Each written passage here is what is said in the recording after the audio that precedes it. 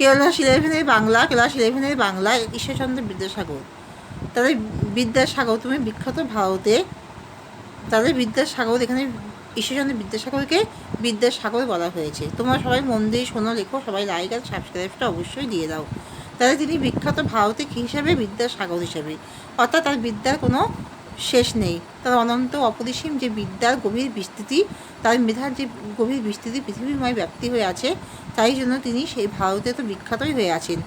ভারতবর্ষে তার নাম চিরদিন স্বর্ণাক্ষরে লেখা থাকবে। বিদ্যার তালিকায় তিনি শ্রেষ্ঠত্বের প্রমাণ দিয়েছেন, অর্থাৎ তার বিদ্যার কোনো শেষ নেই।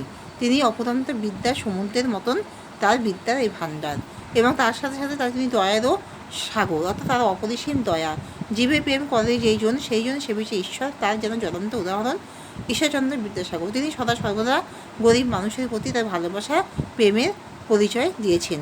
অর্থাৎ দিন দরিদ্র দুঃখী মানুষকে পেলে তিনি নিজেকে আর সামলাতে পারেন না, তার সর্বসাধারণ তাকেই দান করতে পারলে যেন তার হৃদয় শান্ত হয়। এবং দিন দরিদ্র মানুষই বোঝে যে বিদ্যাসাগর কতটা মহান, কতটা উদার ধরনের তার মানসিকতা। অর্থাৎ যেই তার চরণে আশ্রয় পায় সেই বোঝে তার কোমলতা, তার মধ্যে যে একজন দেবতার বাস, যে কতটা সুমহান হৃদয় তার, সে বলে মাত্র যে তার চরণে আশ্রয় পায় সেই বোঝে। এবং যেমন করে